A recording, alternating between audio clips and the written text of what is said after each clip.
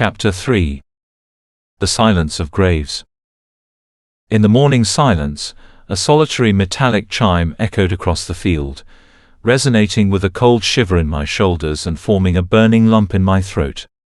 I remembered trudging barefoot along the dusty village street as a 3-year-old, holding the hand of my beautiful mother. I remembered the living hedges, the warm log houses, and the endless fences where neighbors hung their blankets to air out. On that day, the wooden houses and hedges burned to the ground, leaving only brick chimneys standing above the ashes, as if the outstretched arms of peaceful villagers had frozen while reaching from beneath the earth in desperate prayer. Without having been on the battlefield, it's hard to judge the loudness of cannon fire.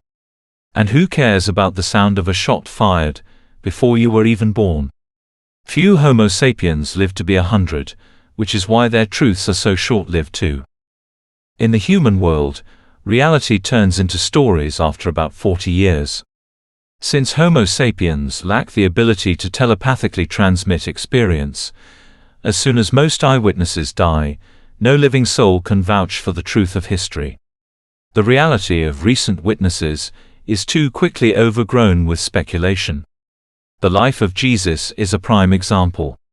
The long-lived Lemurians, who have secretly coexisted with humanity since its time in the cradle, have observed for far too long the tricks a short memory plays on Homo sapiens. It was my ancestors who suggested the idea of Moses wandering in the desert for 40 years to help the Israelites forget slavery. The Lemurians cared for the chosen people because our prophetesses foretold the birth of Jesus among the Jews, and Jesus could not be raised as a slave. The most astonishing thing is how, in Homo sapiens stories, heroes and villains easily switch places depending on the narrator's intent. Heroes become branded as criminals, and villains become exalted rather too often. Defenders are renamed into invaders by their own descendants. And new Homo sapiens, unaware of prospective wounds and scars, march off to fight evil that was recently considered good. The human world would be much calmer and more balanced if they lived at least 200 years.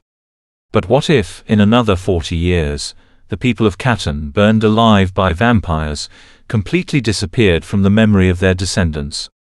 What if the war that had taken my mother's life was entirely forgotten? And what if people started calling the vampires, the murderers of Catan, heroes, and the partisans who attacked the Nazis from the depths of the Belarusian forests, tormentors and bandits? No. It couldn't be. It couldn't. Marina Vantara. Mission Homo Liberatus, The Beginning.